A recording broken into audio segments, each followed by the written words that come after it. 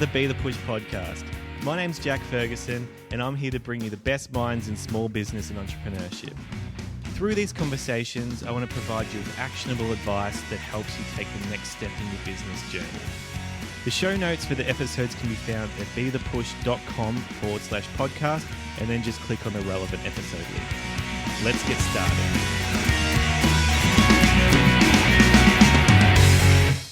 Hello and welcome to another episode of the podcast. Today's guest is Dr. Catherine Ball, and she's a very, very insightful person. So this conversation was a pleasure for me.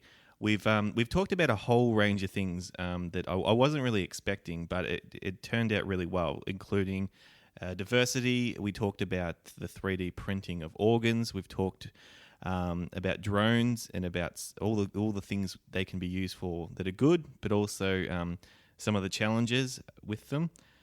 We've talked about how Catherine turned down Q&A, which was a very interesting story, and also how she was able to raise $18,000 on a crowdfunding platform for her new book. So there's a few tips and tactics there that we go through as well. So as always, the show notes can be found at bethepush.com/podcast, and just click for this episode, just click on the link, Dr. Catherine Ball's link. All right, let's get on with the interview. All right, so today we're here with Dr. Catherine Ball. Catherine, how are you going? I'm rather well. How are you doing? I'm doing so well. Thanks for being here. So you're a speaker, you're the founder and CEO of Remote Research Rangers, managing director of Elemental Strategy. I was looking for you through your LinkedIn profile, and I've got so many things to say here. I don't know how you managed to fit it all in, but we'll get it out.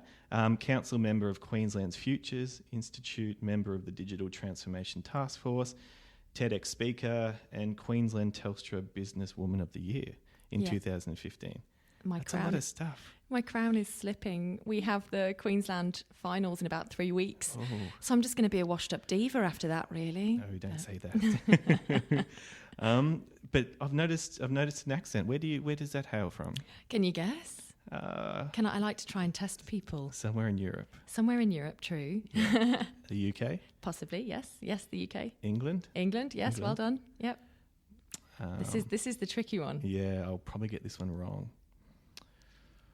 Everyone at home can play this game as well, but I can't hear what they're suggesting. Yeah. I have to say London. I don't know. No. I'm from the Midlands. So, okay. But then I was educated in Newcastle upon Tyne for 10 years. So right. I have the slightest, though I'm sure if any Geordies are listening, they'd totally disagree. But I think it comes out when I've had a couple of beers. I've got the slightest northeast Geordie twang sometimes with some words. Okay. Especially when I say Newcastle rather than Newcastle. Yeah. That's how I say it too. Yeah, Newcastle. Yeah, Newcastle. Yeah. A bit more bogan when I say it, but go on, say it again. Newcastle.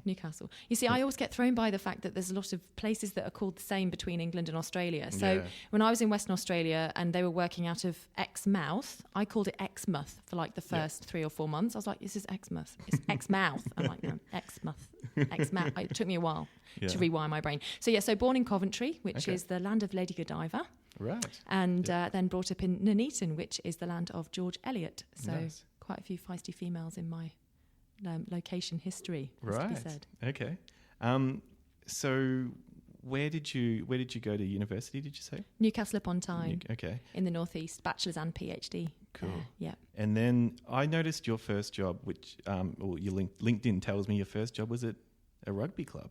That was actually my maybe 4th or 5th. My very first job, obviously, apart from the newspaper rounds and the child minding, I actually worked at a place called Boots the Chemist, which is like Priceline Pharmacy, but slightly posher and less high shelves, more lower shelves. Mm-hmm.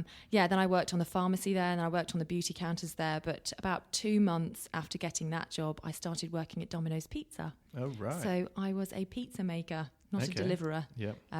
So then I went to Zambia on my gap year. Then I got back. Then I went to Newcastle for my first degree, environmental protection. And I actually got a job in the Boots the Chemist in this huge shopping centre in the centre of Newcastle upon Tyne. And I swear, when I first moved there, I could not understand a word people were saying. Right. I was stood at this beauty counter at the front where everyone would walk up and ask for directions. And I would just be like, I'm really sorry, I just can't understand you. And I don't know if it's because I was a hungover student for most of the Saturday mornings, but I was really like, can you please take me off, because I haven't got the ear in yet. Like the first 2 weeks I was there, I love the accent and I love the colloquialisms that they have, and I understand and I speak them now. Yeah. How's your fettle? How's your fettle today? I don't know what that means. Yeah. So what's that mean? fettle's a really beautiful word, actually. It's one of these wonderful local English words that doesn't really have an equivalent one-word explanation. Okay. So fettle, I suppose, would be how's your mojo, or how's your body feeling, or how's your health. Okay. So it's how's your spirituality today? How are you feeling in yourself? How's your fettle? Okay. Yeah. Very good. Very good. So, all right. So you did environmental, what was it called? Protection? Is that right? So what was the thinking behind that? What got you into that? So when I was first thinking about university, I wanted to do medicine. And it was actually an Australian woman that inspired me to want to do this. It was the wonderful Catherine Hamlin that does all that amazing work in Addis Ababa and across Ethiopia with fistula. And I was like, this is just awful. Like, what can I do? And I thought, you know what, I'll train up. I then went to Zambia on my gap year, and it pretty much changed my mind reasonably quickly. We had a lot of medics, we had a lot of nurses, but what we didn't have was, the funding that they actually needed. And I always had a passion for environmental science from a very young age. So I was really torn. It was either medicine or environmental science or European law because of my languages that I speak. Okay. And why law? well, my mum's a lawyer, and she did it as a mature student. Yep. And so I just thought, law, and with my French and my German were quite strong. And so I thought, well, if I look at it now, that was a rather good bullet that I dodged, really, wasn't it? If I was going to be in the European Parliament, that's not going to exist for British people coming up pretty soon. So, so I thought, medicine, because I want to, be something. I mean, I come from reasonably humble beginnings, and I was the first person in my family to go to university as an 18-year-old, 19-year-old. And so I wanted to make something of myself. And so medicine, obviously, in the UK, which is very class structured to a certain extent, and it's all about what school you went to and who your daddy is. Medicine, obviously, would have lifted me up from where I was from to a certain extent. But that's not to say that was a snobbery thing. I just wanted to try and reach my best potential. And so I figured that medicine might be a way that I could do that. But then on going to Africa and realising really how the world worked a lot more, really opened my eyes. I figured, no, actually my passion is going to be in protecting the environment and balancing that with preventative medicine, which would be things like safe water, and proper food and education. And so medicine drifted off to the left, and environmental protection smacked me right in the face, and off I went. Yeah. And was that, and so you said you did a second degree? Yeah, so, my first degree was my bachelor's, and then my bachelor's with honours, and then I did my PhD straight afterwards. So I went straight from bachelor's to PhD without a master in the middle. Yeah. Okay, cool. And so where did the rugby club fit in? I'm trying to find that in the story. I feel like I need a glass of wine to tell this story. Right. No, I've always loved rugby union. And hey, here's a one for you. I mean, I've been in Australia for 6 years now. And the other days during the rugby, my English friends are going to murder me for saying this. Yeah. I didn't know which team I wanted to win. Ooh. I'm at that weird tipping point. They say the 7-year itch, right? For me, it's the 6-year rugby itch. I'm like, oh. So anyway, when the Olympics come around, it's great because, my parents both married Americans after they divorced, and they remarried Americans. Half my family moved to New Zealand. My best friend and my cousin are practically living in Germany and going to be German citizens. And so I can support the UK, the America, the Kiwis, the Aussies, and the Germans, and I'm quite happy. So we just kicked ass at the Olympics completely. You'll win every event. Yeah, so I don't like losing. Yeah. So my PhD was just a direct translation then from some of the skills that I picked up from my first degree, and onwards I went. But rugby was. It was a job that a friend who I did my first degree with, and I met in Freshers. Hello, Anna, if you listen to this. And she's a wonderful woman. And she was working professionally at the rugby club full time. And I was about to embark on my PhD, and I was still so broke and still trying to drag myself up from the socioeconomic circumstances into which I was born, and still trying to pay the credit card debt, and still trying to, live the life that you want to live. And so I was like, have you got any extra hours I can fit it in with Boots the Chemist? So I was doing Boots the Chemist and the pub and the rugby club all at the same time. Okay, I've always worked 2 jobs or 3 jobs, never just the one until well, even now I've got 7 entities that I'm working with. So it's kind of at least. At least. I started another one this morning, actually. Ooh, okay, yeah. So she was like, yes, we'll get you. So I was up there doing the VIP, sit at this table. Hello, how are you? And then I did the VIP, the man of the match presentations. And I worked with a lovely guy called Doddy Weir, who's a very famous Scottish international, very, very tall Doddy. I think he's about 6'10". Wow. He's huge beast of a man. So He's when I'm nearly wearing, as tall as me. when I'm wearing my 5-inch heels, I was right close. I used to like that about the rugby boys because I'm 6'1" in my stocking feet, as the expression would say. Right. So wearing a good set of heels makes me 6'5" or 6'6", which is which was quite That's good fun. Up there. Yep. Yeah. I used to pretend I was, some form of supermodel or something when I was a bit thinner and younger. But so that was great fun. And I had I was a bit of, I was never really a rugby groupie. I was my nickname actually at the rugby club was the Ice Queen. I only found this out years later because I wouldn't mess around with any of them. I wasn't interested. Really? Yeah, I wasn't a fangirl. And that makes you an Ice Queen? Well, apparently so. Okay. Other people might say that it's still is. Other people might say it's still quite a good analogy for no. So I laughed so hard when I was told that. I was like, you guys have no idea that I was just so exhausted half the time that I didn't even see you people as I'd go out drinking with them and I'd almost match them. Sounds terrible, doesn't it? But they were a really good bunch of lads, and I'm very good friends with a lot of them still. So I had a really good time. And the thing was, their wives and girlfriends were just so wonderful. And you'd see so many girls like eyeing up these players, and I'm like, I'm just not like that. So. Anybody who's working at a rugby club, never, ever, ever ignore the partner of the person that's the main celebrity, because actually that person, their partner, that's what's actually holding them together and helping them succeed. Right. So, Very interesting. Yeah. Cool. So when did you know that you wanted to start a business, or when did you want to know you wanted to get into the business world? I hate timesheets. Okay. Yep. I hate timesheets with a passion. It's like I watched the movie Office Space. Do you remember? Have you seen that movie Office Space? Very lovely friend of mine, Loretta, who's since passed. She was really into this movie Office Space, and so she and I watched it on VHS. Right. I think it was on VHS. Yeah. And I was just like, oh gosh, I can relate to this in so many. I didn't really like the main lead character very much, but I could just relate to that whole, boxed in cubicle, mundane. This is how you're living your life thing. And I actually only really fell into consulting work because I needed a job when I finished my PhD.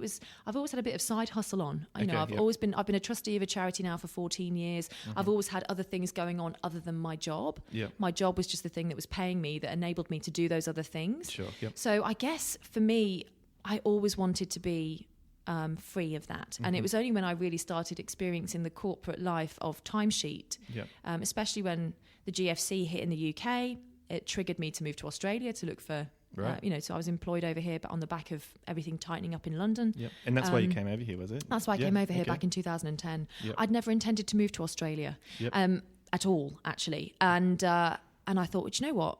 It's one thing about me is that I will grab opportunities as they cross my path, which means that I'm now becoming a bit of a portfolio career serial entrepreneur completely by accident, just because I see things and I go, yep, bang, bang, connect people up, and then, wow, we've got another startup. And so I think it's always been innately in me to find the connections between things rather than just sitting working under somebody else's micromanagement or under a timesheet. This idea of billable hours, timesheet, billable hours was just soul destroying for me. That's not the metric which I measure my life by. And so when I got the opportunity to break free of that, I grabbed it with both hands. I love the way you put that. That is me to a T as well. Just selling time for me was just not an option. I like those. I really find that the Dilbert. So I don't know if you've seen Dilbert, but the Office Space that makes fun of that type of the ridiculous side of corporate, I suppose you'd call it. But and I've never done it. So. And I feel allergic to it, and I've never actually experienced it. So it never sat well with me. I never enjoyed it. I always had far too much energy to be anywhere near an open plan office. I have a voice for theatre. I'm from Shakespeare's County. I should have been an actress. I might decide to go and do some acting training. For me, I was never, I think, built for it. However, from a leadership framework, I am built for that. So it's weird. I don't fit. What do you mean by that? So I like the idea of creating things and starting things. Sure. And having my advice, imbibing something new. that's what excites me. So business, I'm not afraid of. Being part of the corporate machine was never the thing that was going to work for my skill set, I think.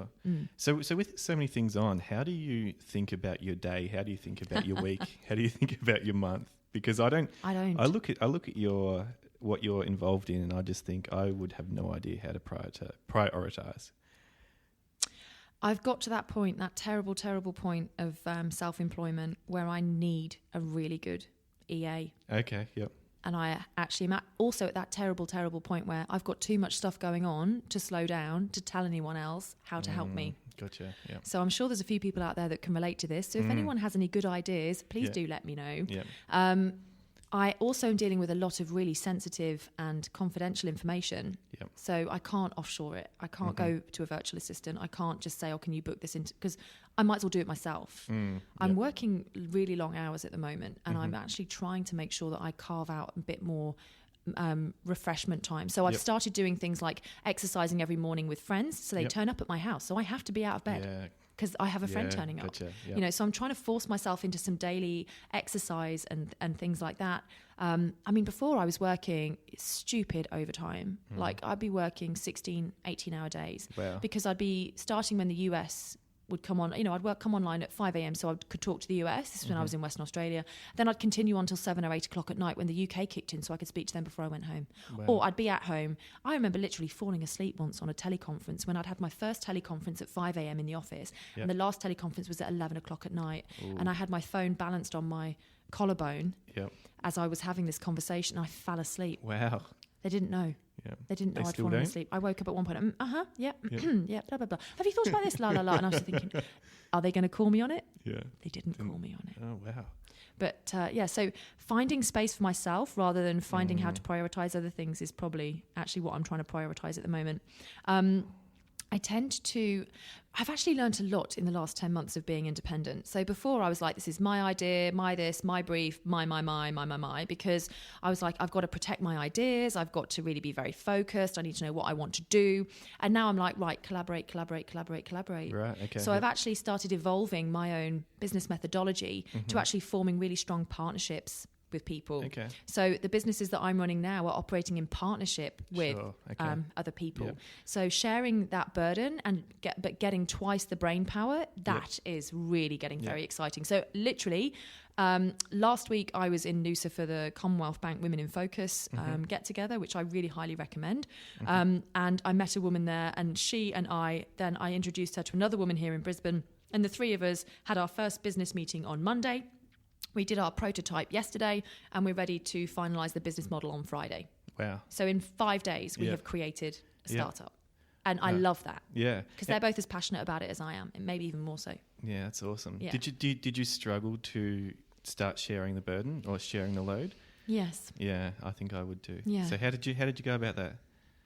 There was some external circumstances actually kicked in by which I had to make a decision and go, is this actually going to work? And the hardest thing is saying, no, it's not. And in fact, so I've started maybe 7 businesses in the last 10 months and I've closed 2 off. Okay, yeah. So that's the beauty of a startup, right? You give it some time, you give it some energy, and you have a cut-off point at which if it ain't going to work, don't do it. And I think this is one of the hardest things that we do as startups or as business people, is that once you've had a spark of an idea and you could see how it could be amazing, that never, ever, ever really be blinded by that tunnel vision. Like listen to your metrics, listen to your data, but follow your gut. Because even though you will come up with this, your heart will be like, this is amazing.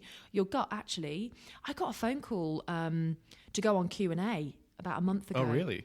Yeah. And it'll be in somewhere. Not my Q&A event. Not your Q&A, the Q&A on the ABC. And at the time, the conversations we were having, they were wanting to talk more about drone technology, but they wanted to talk about Paris, and they wanted to talk about Turkey, and they wanted to talk about Syria. And I was sort of like, that's not really what I am.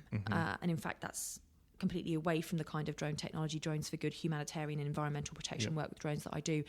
But I listened to my gut, probably for one of the very first times that I can actually tangibly give you as an example, was that I got this call from this producer, and the first thing that happened was I wanted to be sick. Really? I got this punch in the stomach, and it wasn't the good adrenaline, it was the warning adrenaline. Okay. So I thought, this is maybe not the right time for this. Yeah.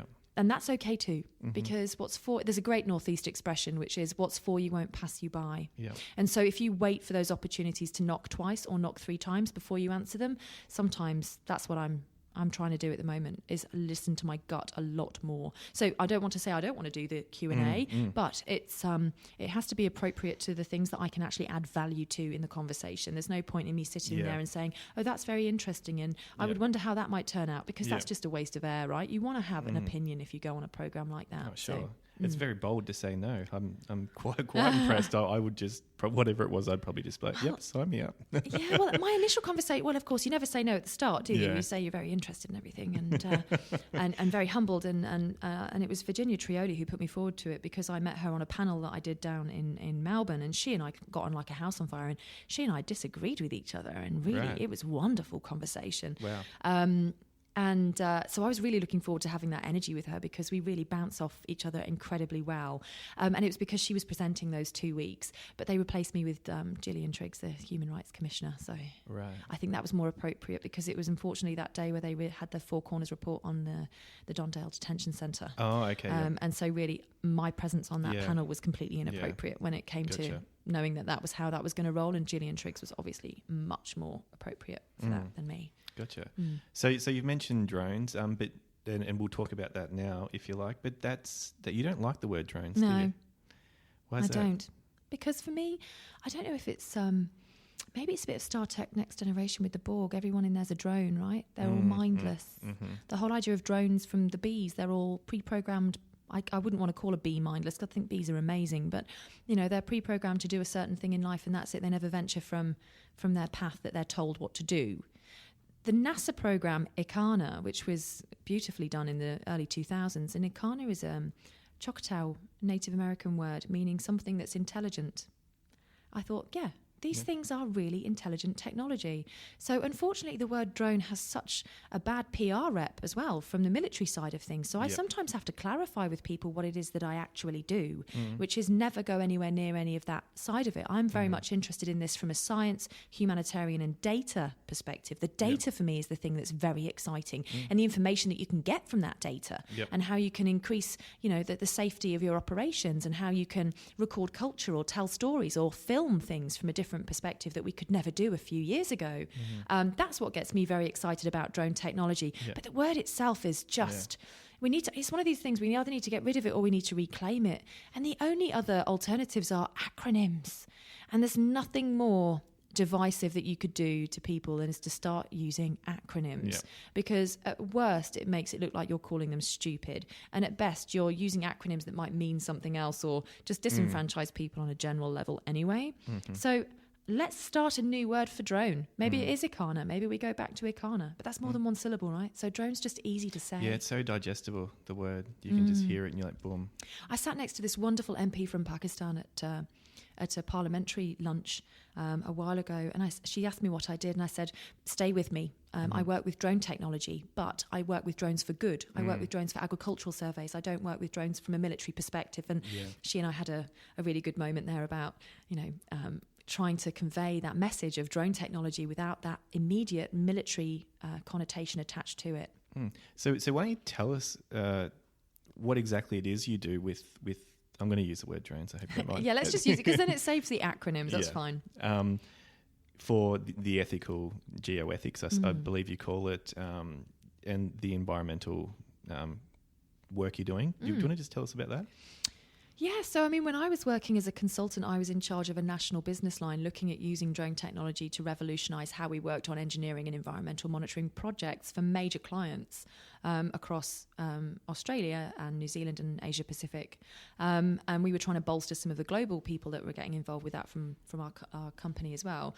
And that unfortunately didn't last, or didn't quite get legs before it had to stop for various external reasons. But the major program that we were very, very proud of was, and this is publicly available, it's in the public domain, was some work we did in Western Australia using long-range equipment, flying offshore to take very high-resolution photographs to produce something called photogrammetry, which is an overlay of photographs that can build up a 3D model to be able to look at turtle nesting. So Right, we were actually looking to see whether there'd been turtles crawling on the beach at night and whether they'd laid a nest, and whether we could identify what species of turtle that was. And then, of course, with spatial data, when you take a photograph, it literally speaks 1,000 words. So you've got information then on coastal geomorphology, sand movement, weeds, rehabilitation, introduced marine species. We were picking up some amazing pictures of dolphins and sharks and, all of these amazing creatures around this particular, development that was going on at the time. And that was the world first. That had never been happened before. This equipment had never been used in that particular way before. Right. And that data had not been collected in that way before. And my gosh, it was very exciting, and it took a lot of time. It took us about 9 months preparation for a 6-day flight, 6-day mission field survey. Yeah. And do you actually fly them? I actually do fly drones, but I only fly the small ones. I mean, these were big reconnaissance style. They're civilian aircraft, but reconnaissance style. Okay. So the best analogy I would give is the ones that people would look for insurgents in Afghanistan. I was looking for turtles in Western Australia, right? Sure. So not as big as the Predator, about the same size as you and I. So, really good endurance, really great carrying capability of different kinds of cameras and sensors.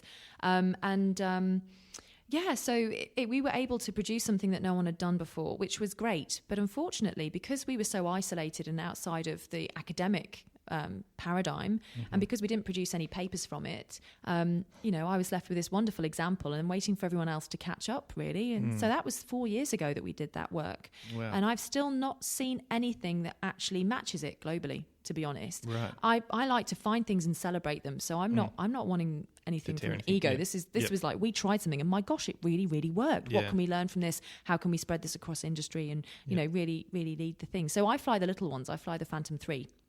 That's the one that I fly. How big is that? It's about the size of a dinner plate. Okay. You buy them from the Apple Store. Okay. Yep. I think the Phantom 4 is the latest one they've got out now. And just yesterday, GoPro released their Karma drone, which is going to compete with the DJI and the 3DR Solo. Karma drone. Karma. Well, sounds evil. Well, if you think about it, he is quite an interesting character, and his name currently escapes me, the CEO of GoPro. He's Canadian, isn't he? Yeah. I feel like I need to Google it. I can't remember his name. Anyway, that's how impressive he is. I can't even remember his name. Anyway, that sounded quite insulting. I've never known his name. He's not been one of these CEOs that we know as a really good example of a CEO. That's a shame. I did see him on the US Shark Tank, though. Did you? Yeah, he was a judge on that. I think his name is... I'm going to Google right now because I can't resist not knowing. Yeah. I do this thing sometimes where I race Google to see if I can actually remember it before I actually find it. I don't know if anybody else does that or whether I'm just strange. No, I wouldn't do that. I think I'd always lose. Oh, it's trying to hook into the Wi-Fi here. Hang on, let me just switch it off because I don't have the code for that anymore. Hang on. Switch off the Wi-Fi. So, so the GoPro drone is coming out with a vengeance, and that is the Karma, and that's going to be about $1,000 compared to $2,000 for a DJI Phantom. Nick Woodman.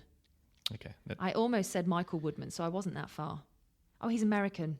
I beg your pardon, not Canadian. So, yes, sorry, I wish I'd known who... That's terrible. Yes, I'm an entrepreneur. I've got no idea who the CEO of GoPro is. But you know what? That's fine. So GoPro cameras are the ones that are actually on the 3DR Solos. So a lot of my friends that have the 3DR Solos have been using a GoPro camera, taking off the fisheye lens and putting on a flat lens on those for a while. And a number of companies across Queensland that have been doing that, actually. So the fact that they've brought out this Karma drone makes me wonder why he's called it Karma. There's got to be a story around that somewhere. I'm sure we'll find out about it as they go with their promotions, because everyone's going to be saying, why is it called Karma? Yeah. That it comes back to you. I mean, that it goes, but it comes back. You know, the karma's going to get you. It's not really a health and safety message, is it? This thing's going to get you. But it folds up and you put it in a little backpack and it's all those wonderful things. The Phantoms are pretty solid, square, cuboid kind of, 4-rotor quadcopter. Sure. So that's quite a big backpack that you have to carry. So they're obviously going for people that might want to cycle into the forest. Yep. Have it on the top of their camelback maybe or something like that, and then they maybe want to do some drone footage while they're cycling or while they're in the middle of the wilderness or something like that. I don't know. But a lot of people are asking me about what kind of drone they should get for Christmas. So really? I'm actually going to be doing a live Q&A on my Facebook page cool. on the 10th of October about what drone do I get for Christmas? Right. So I'm going to be doing a bit of better research than this on whose drones are whose and what the CEOs' names are. But yeah, so the Karma drones, interesting one. Yeah. Yeah. So are you seeing drones are going to be sort of widely available soon? Like you're going to see a lot of members of the public who have them. Oh yeah. Yeah. But you can't, I think I remember you telling me you can't fly them. Like in Brisbane, for example, you can't fly one. There's like limits. In the city, can you? The rules, no, you can't fly in built-up areas, and you can't fly over populous areas. So anywhere where there's people, like the beach, might seem empty for you. If there's people there, you can't fly it there. Right. Yeah. There's also the helipads. There's also we've got Archerfield and Brisbane airports. We've got, infrastructure and roads and things like that. To be able to fly in Brisbane, it's CBD itself, you would need to get a lot of very special permissions to fly. But would that be dangerous? Drones come in all shapes and sizes, though, don't forget. Yeah. Yes, I mean, there's a really, I'd like to say funny video, but it's probably not the right thing. I sometimes do this thing on a Friday night with a glass of wine and Google, I go onto YouTube and I'll have a look for drone crashes, which sounds bad, but they're always non-fatal, all right? They're never ones that have actually really hurt anyone. We're not judging. Good. You're looking at me slightly like I'm kind of mad, but there's one from some chaps in New Zealand, and they were trying to fly this big multi-rotor, and they switched it off radio control to GPS control, and it completely lost where it was, smacked into the side of a skyscraper, set on fire, burnt through the tarmac, took 8 hours. Lithium-ion battery, you can't put them out. Right. So, the fire risk of these things. But them dropping out of the sky is another one. So there was that famous clip of that downhill skier at the Winter Olympics, and the thing just dropped out of the sky right next to him. And gosh, if that had been a metre another way, that would have been a very different story. So it's this idea of you don't drop pennies off the Eiffel Tower. Oh, of course. Well, the Eiffel Tower is the height to which you're allowed to fly a drone. You're allowed to go up to 120 metres. Okay. So if you imagine a penny's going to kill you, can you imagine what a 2 kg Phantom 4 would do to you? I can imagine. Yep. So the thing is, though, drones come in various shapes and sizes. Yeah. So I always said, I had a bit of ribbing on Twitter about this actually, but I stated there are going to be more drones per capita in Australia than smartphones in the next 5 years. Right. And then this Pokemon Go drone came out, and I was like, okay, it's 2 years now. I reckon even probably this Christmas is going to knock us a certain way closer to that, because you can get drones that are wearables. So there's a wristwatch drone called a Nixie. That's a selfie drone. It's on Kickstarter at the moment. Nixie, Nixie. So you can have a look at that. There's the Lily that everyone's been waiting for like a year, which is a waterproof drone that you can launch off water and can follow you when you're kayaking or biking or riding a horse or whatever you like to do on a weekend. These are now going to hit the market, and these have been on people's Kickstarters and wish lists for a very long time. So I can imagine a family like mine, if I had a couple of kids, one of my kids might have a baby micro drone, or a Pokemon Go drone, or a little basic how to fly loop the loops kind of drone. Then I obviously have the big photography drones. I might have slightly bigger ones depending on the work that I'm doing. And, there's going to be there'll be wearables. I mean, we've got this ability now with this fabric that they just patented in the last few weeks. It was on the news that there's now material that actually generates electricity as you walk.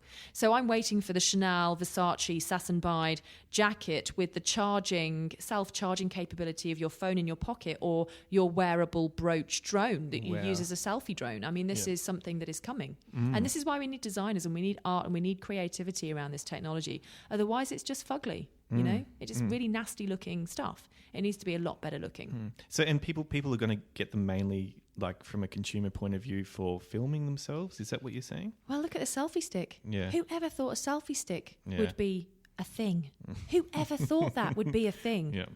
And in fact, I think it was an Australian person that came up with the term selfie. Right. I think it's one of these words that they don't quite know who first said it, because it was always just common. Oh, my friends say it. But who first came up with that word, selfie, right? So selfie sticks, they've now got ones on Kickstarter where you can buy now that are like fold-up selfie sticks that go on the back of your phone cover. So you've got but then the next thing will be selfie drones. Right. Yeah. And you'll have them flying around you, doing a nice 3D photograph of you, so you can then 3D print the memory. Why not?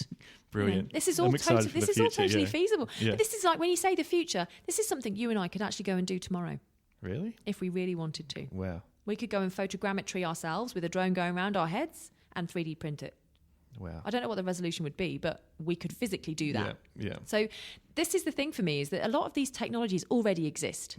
So when people say to me, so what are you developing in terms of drones for your environmental surveys? I go, well, I don't develop drones. The technology already exists. The innovation is actually in the application. It's how you actually take that existing technology and apply it to something new. That's what I get very excited about. So, 3D selfie drones, totally feasible. Crossing drones with 3D printers is something that I'm really excited about at the moment as well. So Cool. Innovation fusion, I guess, fusion is the new buzz thing, right? I've came up with that after a couple of glasses of wine the other night with Professor Mia Woodruff at Mr. and Mrs. G's there on Eagle Street Pier.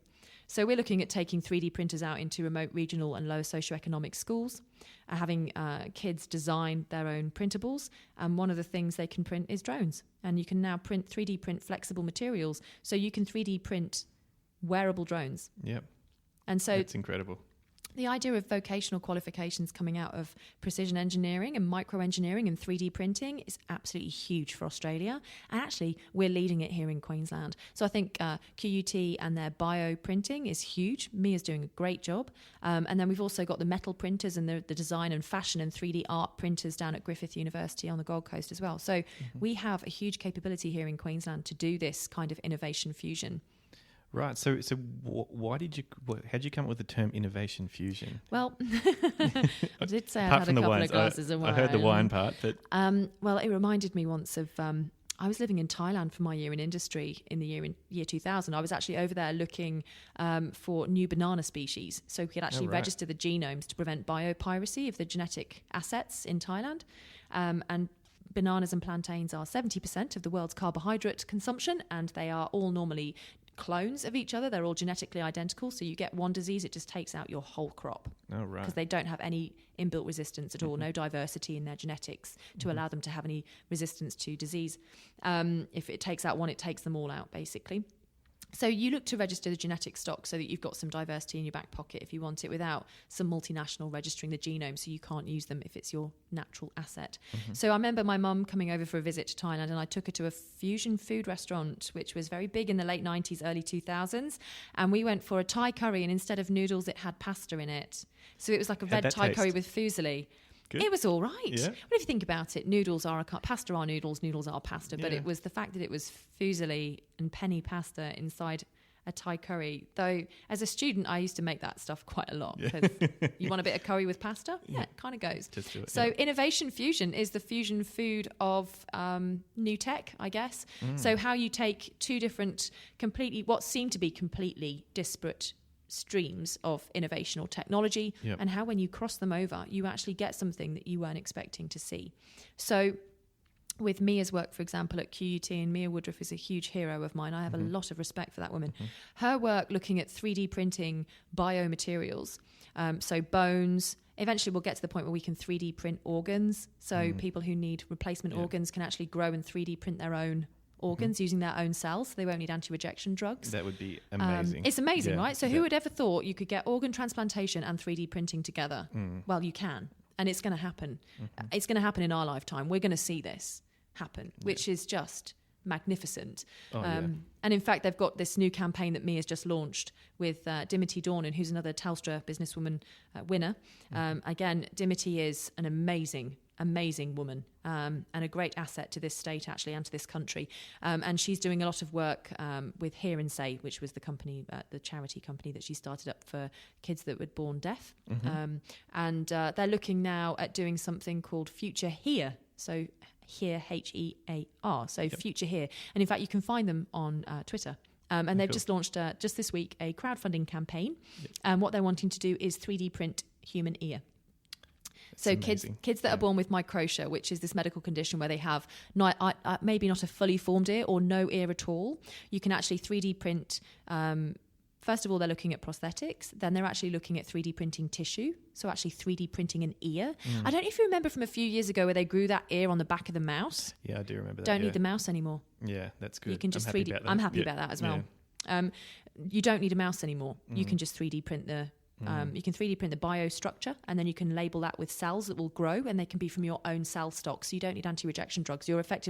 You're growing your own self. And then the next, I think the third and final stage they were looking at was actually kids that have microtia and maybe also have hearing problems or difficulties or other reasons why they can't hear. You can actually then, this is where it gets bionic, you can actually then put in sensors and hearing sensors to actually help that ear work like a super ear, I guess, to help them hear better. Yeah. So you could have a hearing aid built into your ear. Yeah, and would that all you'd need surgery to make all this happen, like actually connect this to up? attach it up. Yeah, Yes, yeah. like you would do if you were trying to attach anything. So obviously Yeah, prosthetic ones that you don't attach surgically, of course, yeah. But the bioengineered ones would effectively be implanted onto people. Wow. Isn't that amazing? No, it's incredible. I'm like lost for words. I'm just taking it all and this in. is, again, it's female-led science and engineering and technology, and it's an ethically driven human need and desire to alleviate people's suffering. And so it's ethics-driven innovation, which I think is the best form of innovation we can possibly have. It sounds like this is a passionate area of yours, female-driven, ethic, cool innovation. As I'm getting tongue-tied here a bit. Would that be fair to say? I actually really support diversity in innovation. I feel like we need to still champion those that may not be the most common people in the room and really make sure that all voices are heard. Diversity for me is more than just gender. It's across the board. I mean, I'm a biologist, I'm an ecologist, right? So if you take the ethical reasons away from that and the moral reasons away from that and even the financial reasons away from that, companies that are more diverse actually perform much better. And if I had $500,000 to throw at someone, the first thing I'd do is look at their diversity statistics because it's the one metric I can use to work out how successful they're going to be. And how does that work? It's interesting, isn't it? So there was a study done by Harvard in 2013 and they were looking at diversity measurements and returns on stock investments, and they found a direct correlation that if you had better gender diversity, your financial performance was improved by 15%. If you had the full sort of spectrum of diversity to a certain standard, and you can find this publication online, then you had 35% better performance. Wow. Now, my PhD was in statistics, but you don't need a PhD to understand the difference between a 5% return and a 35% return. So it makes a lot of sense. So for me, the ethics side of things absolutely should be the reason why we're doing things differently. And of course, that's pretty much, as a species, all we've ever done is try to make things better. And so I think whenever we see science actually being able to touch people's lives in a way that people who may not like or understand science or may not have liked it at school can actually connect with that on an emotional and human level, that is a winner for me. So the work that they're doing at QUT with Mia's group and at Hear and Say with Dimity, for me, gosh, I'm just, I'm in awe of these women. These are goddesses amongst mortals in terms of the work that they're doing. And they stick their neck out, and they try new things and they deserve celebrating. But as does everybody who tries to do something different.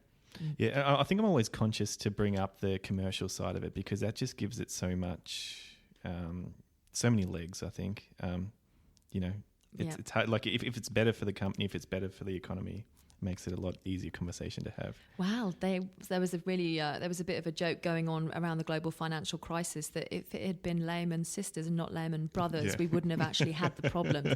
And it's because of the way women behave on the stock exchange. I mean, you never want to generalise. And of course, again, I'm a statistician, so you have to say statistically significantly, it has been suggested and data is there and it's been proven, and there's publications around this, that if you have a better diversity of workforce, your risk quotient and your gain quotient actually, is actually much more favourable in terms of investment and return on investment. And so maybe the lack of diversity across the financial markets is one reason why we were very much into this gambling, high risk, high reward. But the system was set to feed that, though. It fed that. They cherry-picked the kind of people they wanted. They had confirmation bias 101. I mean, they were picking people just like them. So their own confirmation bias was just, controlling that industry. And so, the first thing I look at is, diversity. Makes a lot of sense. And from an ecological perspective, a lot of people forget Darwin's work. And I'd go and I do presentations and I go, today we're going to have Marilyn Monroe and Darwin and blah, blah, blah, blah, blah. And they all look at me like I'm slightly mad, but they're all kind of connected. Darwin's work was that it wasn't the strongest or the smartest that survived. It was the ones that were most adaptable to change. But his work was never about the individual. His work was about the community. Right. So it wasn't the strongest community. It wasn't the smartest community. It was the community that was most malleable to change. And what you find in nature and in human beings, that the communities that are most diverse are ones that can weather the storms. And so when you look at, the setup of boards, for example, we're still nowhere near the 30% targets they've got for 2020. It's going very, very slowly. And what I know is that I know a few women that are on a lot of boards because everyone's going, oh, we need a woman on the board, quick. Right, yeah. Well, no, what you need is to actually look at your overall diversity on that board. And gender is just one part of that diversity conversation. What are the other important parts? Well, so there's this, again, it was another study came out of Harvard that talked about something called two-dimensional diversity. So 2D diversity has been proven to, again, lift people who might be seen as minority groups and actually also improve the financial performance of businesses. So if you were a male manager and you're worrying because you need to try and get some diversity in your team, you can actually start by looking at yourself first. So 2D diversity is literally that. So the first dimension is our inherent diversity. So where we are born, what our mother tongue is, what we look like, what our gender is, what our creed is, what our religion is, what our belief sets are. That is our inherent diversity that we have from when we're born and brought up.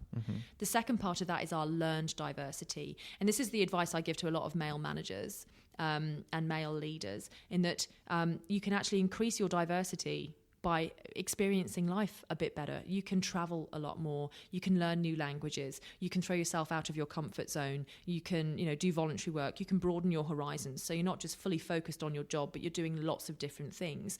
And that's what they call that second dimension of diversity. So there was a study shown from Harvard, and it basically had some statistics there that if your manager has this good level of 2D diversity, as a woman, you're 20% more likely to speak out. If you're a person of a different ethnicity or religion or creed, you're 24% more likely to speak out. Okay. And if you're LGBTQI, you're also about 22% more likely to have an idea that you will actually verbalise in a meeting. And actually, those ideas are what we need around the table. So if you're wanting to have an innovative and growing and successful, sustainable business, diversity should be a KPI. And I know for a lot of people, it's already becoming one. That's so interesting. I've never thought about looking at yourself and traveling the world and experiencing new things. And it makes total sense though when you say it.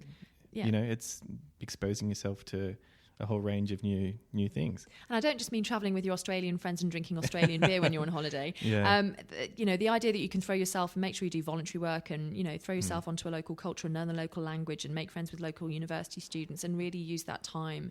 Someone once said to me, look, if you could give one piece of advice to my 17-year-old, what would you say?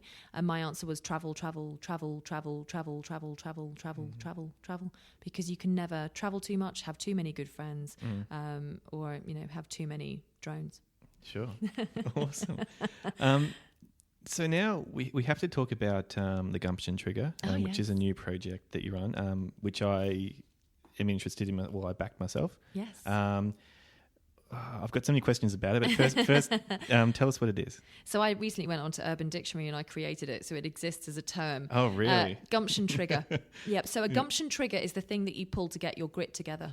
So the idea of gumption not being the cleaning product that you guys have here in Australia, but rather the sort of the fettle, that mojo that we were talking about earlier of women in old style Hollywood, the leading lady and the leading man from Hollywood. There's always the leading lady that has to find her strength from somewhere, and and the leading man has to make a good decision, and that's their gumption trigger. So when you're at a low point, when you're at a low ebb, when the world is against you and you're having to make some pretty hard choices, it's the thing that makes you get out of bed and keep going.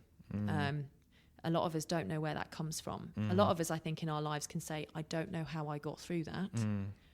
I really don't know how I got through that. So 2006 for me was my annus horribilis. And that for me was, I don't know how I got through that year. Right. Yeah. And I know now when I look back how I got through that year, and it was wine and friends and just not stopping. Yeah. So that was one of my, I'm not writing about that particular story in this book, but so the book itself is 11 different women's stories. Of different things that have happened to them in their lives, what they've learned from that, but then sharing that message. And I think one of the things that I really enjoy when I talk with people is asking them about their lives and listening to their life stories. And I think especially in entrepreneurship and in business, when you're a solopreneur or you're running your own business, the statistics around mental health are actually really very sad and very shocking, in that people that are more likely to engage, people that are running their own startups and their own entrepreneurships and their own innovations, even if they're sitting inside a major company, they have more, statistically, more mental health problems than people that are just sitting and working a regular job and not changing things up at all.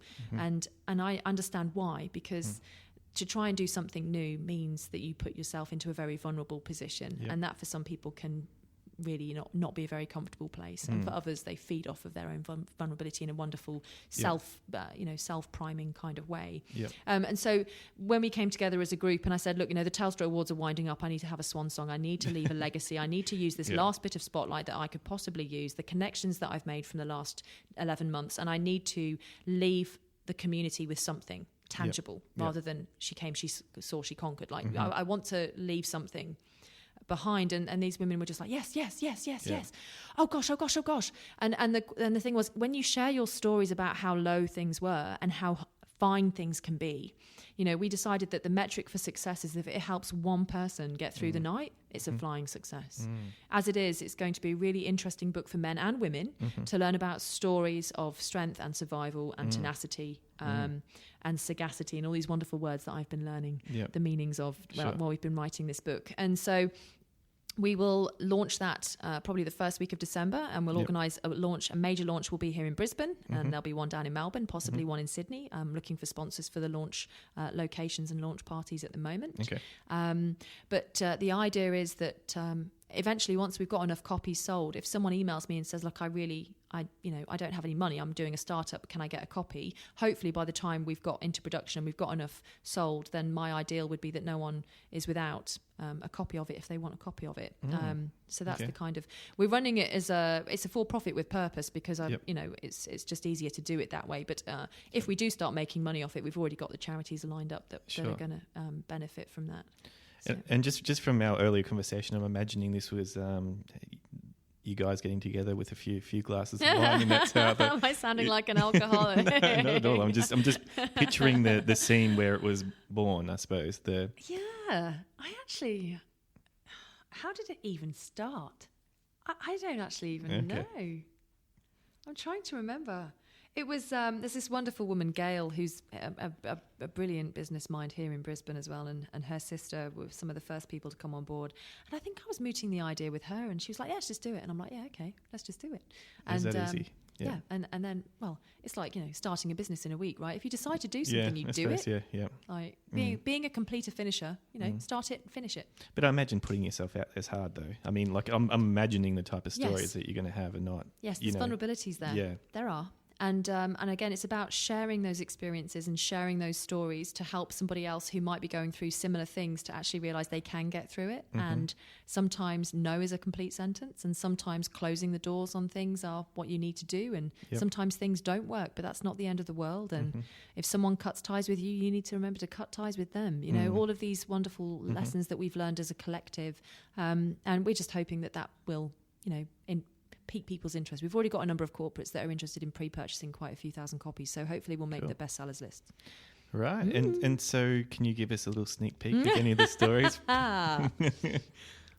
Yes, so some of the stories, for example, involve relocation, trying to find yourself, being completely lost. Some of the stories involve health issues where you have to fight for your life effectively. And how you pull yourself back from that position. Some stories are things that have happened to people's families. Some stories are legal mistakes that people have made and learned a lot from and want to share that back. Other stories are people who've been made redundant, had to pick themselves up and go, oh gosh, right, I have to press restart, and I wasn't expecting to do that right now. And a couple of the stories are around having an idea about 10 years ago about what they wanted to do, and actually now they're finally doing it, but it's taken 10 years to get there. Yeah. Was it therapeutic for the authors, I suppose you'd say, to write this? I don't know if therapeutic is the right word. Okay.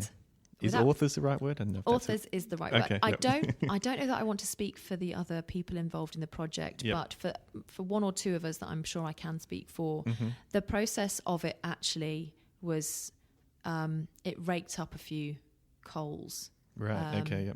So it helped myself and one of my earliest chapter writers actually look back at something in a way that we hadn't for a long time. Yep.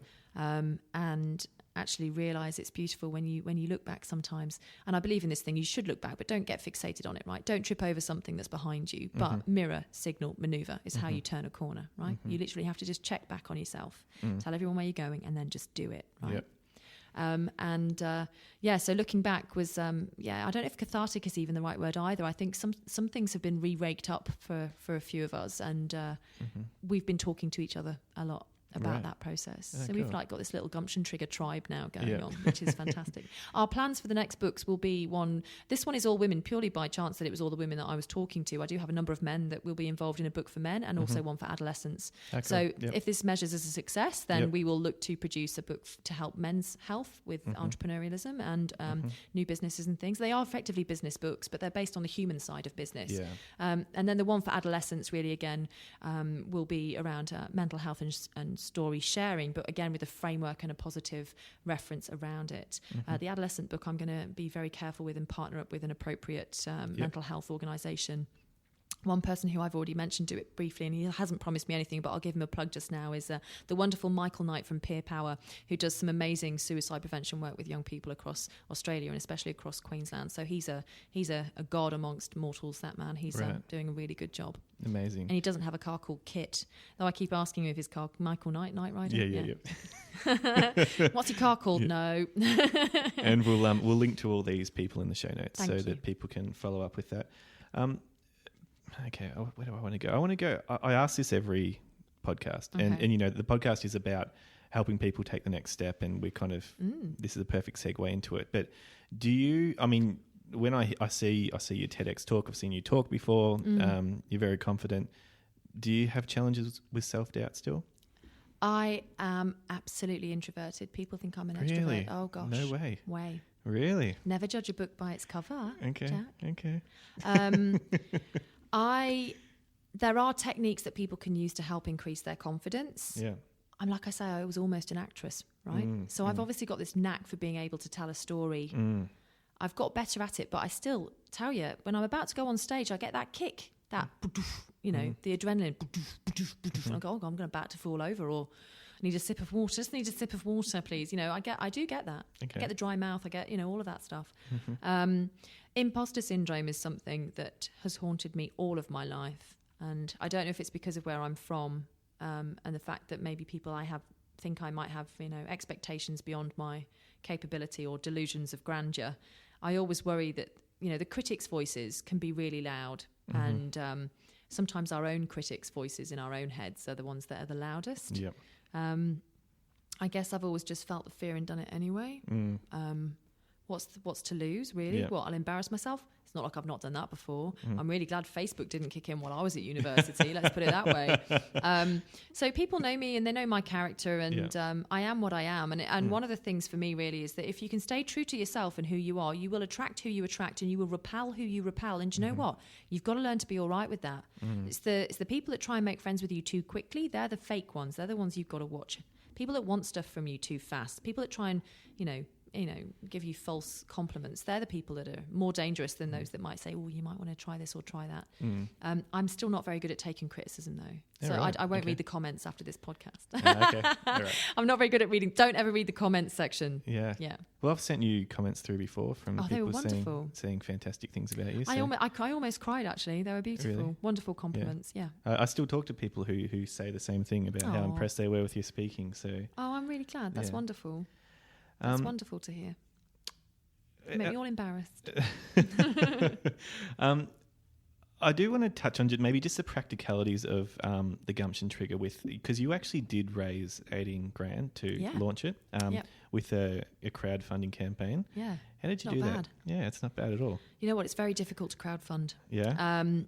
And I actually was very surprised and disappointed at those who I thought was going to support it never did. Okay.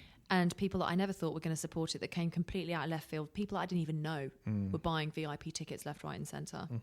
It's going to be a good party. Oh, it's going to be so exclusive and fabulous and amazing. And there's going to be some really interesting people for people to come and meet at the VIP. So you can still, we'll be getting ready to relaunch once we've got the book in production. We'll know the first week of December. I want to try and get before all the Christmas dues. But the first week of December, we will have the launch party in Brisbane somewhere. And there will be some exclusive, high-ranking, wonderful business people that will be coming along to support us on that. Brilliant. And it's going to be really good fun. The crowdfunding campaign, for me, the major success I had for that was actually I held workshops. I held things called a Gumption Luncheon. And I was able to fundraise by spending my time partaking of a bit of interaction with small groups of wonderful people, and just giving them some key skills and key things that we do through Elemental Strategy, the company that I'm MD of. So there's certain training and things that we do there that's based on some pretty high-powered business methodology, and just passing on that knowledge as a Gumption Luncheon. Right. And I've then done some follow-ups with a Gumption Brunchin. And you see a theme, right? And so the idea there was to really empower and impart knowledge, and it was people that would pay to come along for one of those lunches. That was how we got it over the line. We didn't get it over the line with book sales. We got it over the line with me actually spending my time for free, spending my time getting people paying for consultancy effectively. It's fascinating with your profile that I think crowdfunding's looked at. I've never done it really, but like all the stories I've heard from people who've done it successfully, it's a lot of work. Yeah, I mean, I was texting everyone, LinkedIn everybody. I created a MailChimp and I emailed everybody off my LinkedIn page. I did one of those exports off LinkedIn and sent this MailChimp out. And I was so bitterly disappointed because I started getting all the emails where people unsubscribe, and I was so depressed. I spent the first hour crying. Oh, right. I then started unconnecting with people on LinkedIn. I'm like, this is my first attempt at an email out there. Yeah. I don't know you. I've never met you. You've just unsubscribed from me without even really paying it any attention. You're not my tribe. Unlink. Disconnect. Right. That sounds really pedantic, right? But I've actually got to this point in my life now that if people aren't with you, they're not with you. What's the point? Who cares how many thousands of people you have on LinkedIn if only 5 of them are going to bother to call you, read your email or connect with you? So your real connections, they will always follow you, stay with you and support you. Even if they can't financially, they'll send a message going, oh, there was a typo in that, or or really like that message, or really like your podcast, or, you meet them in the bar and they go, oh, how are you? How are you? Just even that is wonderful. Yeah. If someone unsubscribes from my first ever attempt at an email while we're trying to get a crowdfunding campaign across, you're not really my friend, and you're not really somebody who's ever going to support me, so why even try? Disconnect. I've definitely felt the burn from the people unsubscribing to the email list. It happens to me weekly. So, do you ever follow up and ask why? No, not really. I didn't either. What I did was I went onto their LinkedIn profiles. I endorsed them for everything that you were supposed to endorse them for, and then I just disconnected from them. Right. Yeah. Okay. And I'm like, they might want. And the funny thing was, the ones that then look at your profile and then try and re-add you. No, I don't know you. Do you know this person? I don't know this person. It sounds really awful. But I was just like, I don't have time for time wasters. I'm too busy. Yeah. And it gets to that point, especially when you're a startup, especially when you're starting out on your own, that you really do get drowned by tire kickers. You have so many people wanting a piece of you, especially when you win awards like the Telstra Awards. There's so many people that want to have a coffee with you, want to talk to you, but they're actually just using your brain for their ideas, or if you had plenty of time, it would be lovely to build networks like that. But when you're very, very busy, you have to become really strict. And it doesn't suit me naturally. I'm naturally a connect former, not a connection breaker. Yep. And so I felt really uncomfortable. And the only way I felt like I guess I could regain control of the situation was to then go, well, you just unsubscribed from me, so I'm just going to evaluate who you are, strange American person I've never met. Disconnect. Yeah. Okay. So how do you evaluate... How do you sort the tire kickers from the non-tire kickers then? It's been a year-long journey of a lesson, that one. I've actually stopped having coffees with people. Full stop? Full stop. Okay. I don't drink that much coffee. I actually came off coffee. If people want to talk to me about an idea, I can spare 10 minutes on the phone. Yep. Sometimes when I try and spare 10 minutes, it turns into an hour and a half and I can't get off the phone with people. But that's better than... spending half an hour to get somewhere, half an hour or an hour for the coffee, and then half an hour home, and you're exhausted. At least if you're on the phone, you can be doing other things with emails and stuff while you're... And that's the thing, isn't it? Measuring the time door to door is stupid. Is a fair bit. It's too much. You've got to look at what your hourly rate is. As a person, your hourly charge out rate, when you're a manager or something like that, could easily be $400, right? So is this person worth me paying $400 to speak with them?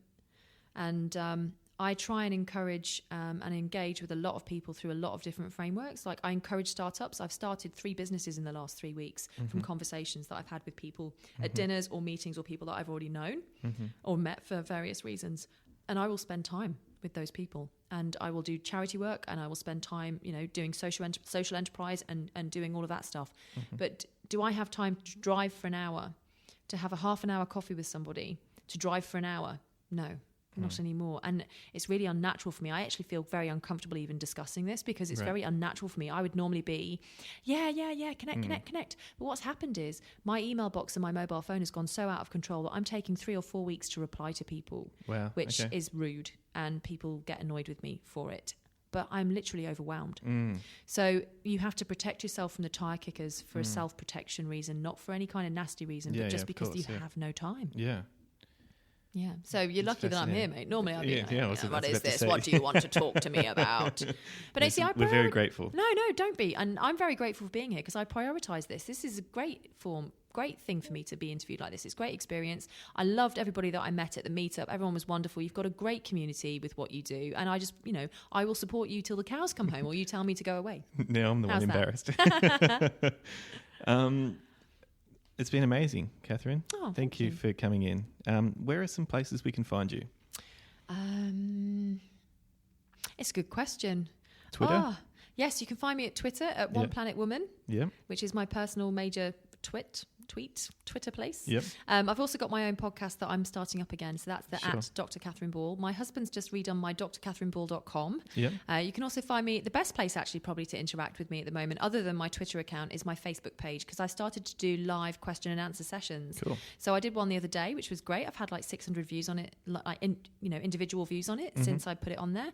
And that was talking about, ask me anything about drones you might want to know. The next one coming up, like I mentioned earlier, is on the 10th of October at 5 o'clock Brisbane time. And we will be talking about what drone to get for Christmas. And so people can join, like my Facebook page, and then join those Q&A and just send me some live questions as I'm going. Cool. It's so facebook.com/Dr. Catherine Ball, is it? It is indeed. That's the one. Awesome.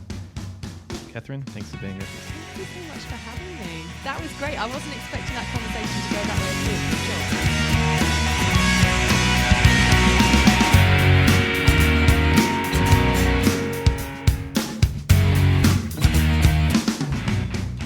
Thanks for listening to this episode of the Be The Push podcast.